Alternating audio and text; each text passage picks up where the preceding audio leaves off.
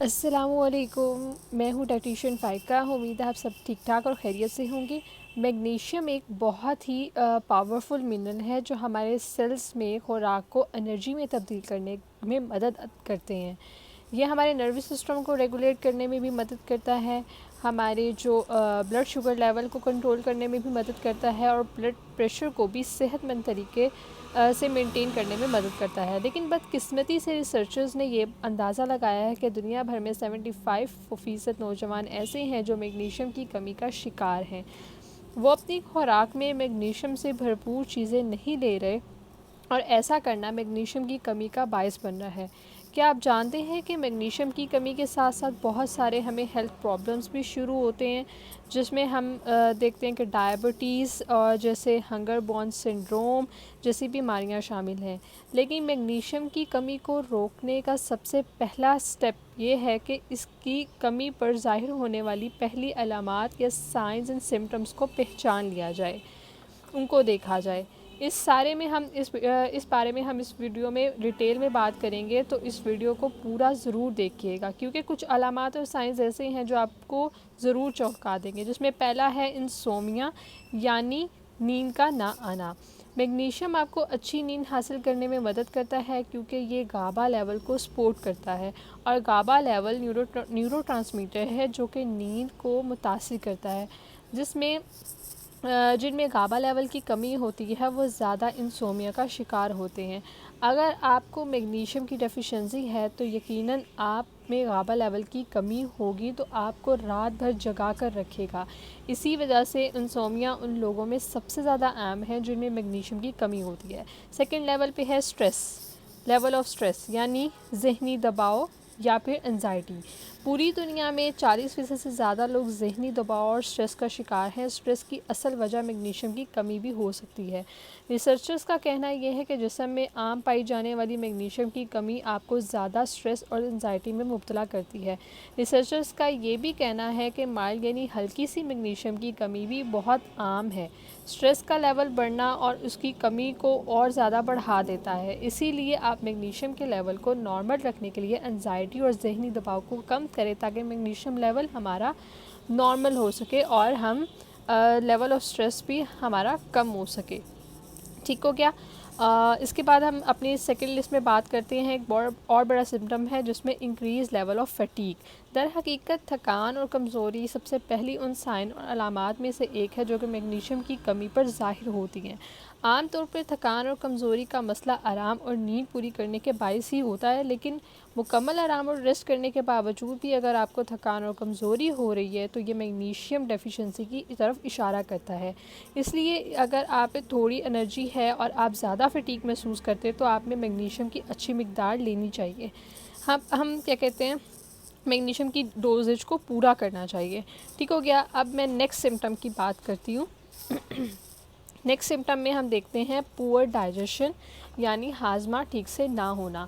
عام طور پر میگنیشیم آپ کی باڈی میں خوراک کو ہضم کروانے میں مدد کرتا ہے، کیونکہ یہ ایک ایسے انزائم کو ایکٹیو کرتا ہے جو کہ خوراک کو انرجی میں تبدیل کرتی ہے.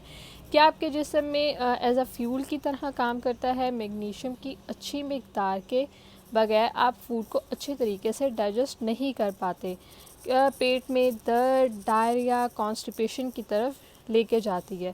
میگنیشیم ڈائجسٹو سسٹم کو بہتر بنانے کے لیے بہتر سمجھا جاتا ہے، کیونکہ یہ پانی کو لارج انٹسٹائن کی طرف لے کے جاتا ہے، جس سے ڈائجیشن میں آسانی ہوتی ہے. اگر آپ کو ڈائجسٹیو ڈس آرڈر یعنی پیٹ کے مسائل کا سامنا کرنا پڑتا ہے تو آپ اپنے کھانے میں میگنیشیم کی مقدار کو بڑھائیں، اور یہ وقت کے ساتھ ساتھ آپ کے ڈائجسٹیو ایشو کو جڑ سے ختم کر دے گا.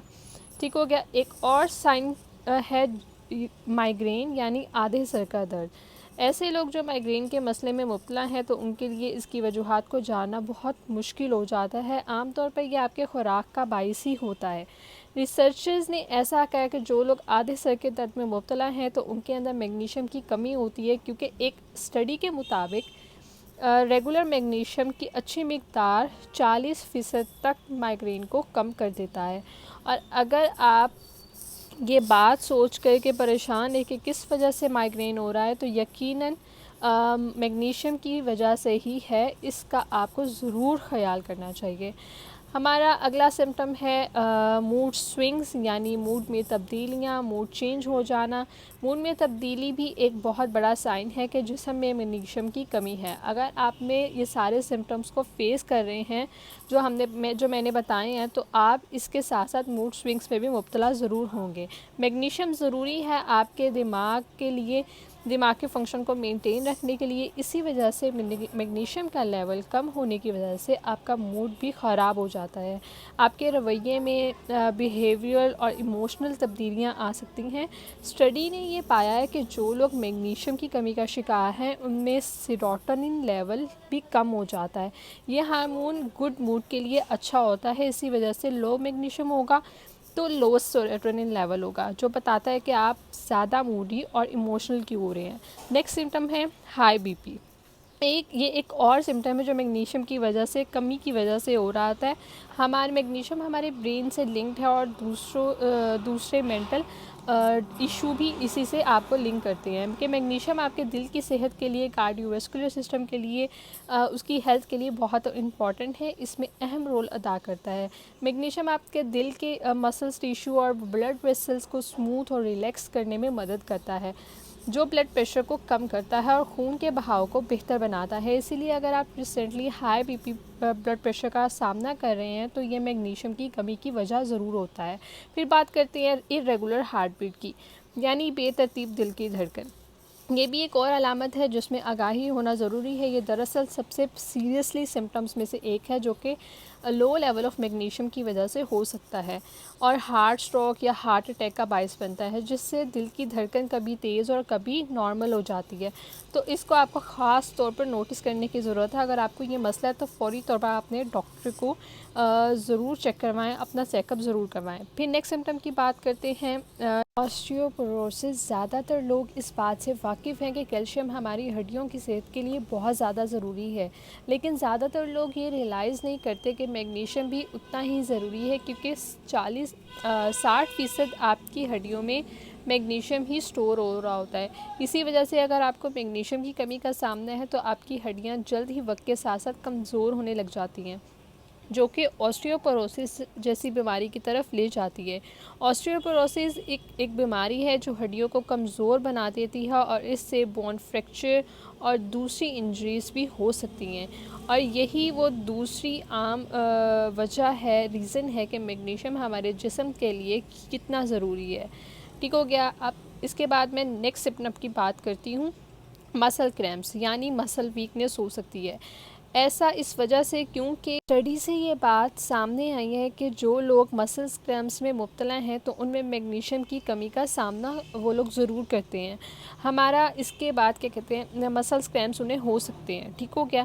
اس کے بعد میں نیکسٹ سمٹمز کی بات کرتی ہوں جس میں کڈنی ڈیزیز، یعنی گردوں کی بیماریاں ہونا میگنیشیم کی وجہ سے ہو سکتا ہے، کیونکہ آپ کے گردے میں میگنیشیم کو ری ابزارب کرنے کا یورین میں سے اوورآل باڈی میں ری ابزارب کرتے ہیں، میگنیشیم کے لیول کو مینٹین رکھنے کا کام کرتے ہیں، اور جب آپ کے جسم میں میگنیشیم کی کمی ہوتی ہے تو آپ کے گردے پراپر طریقے سے اپنا فنکشن انجام نہیں دے پاتے، جس سے گردوں کی بیماریاں پیدا ہونے لگتی ہیں۔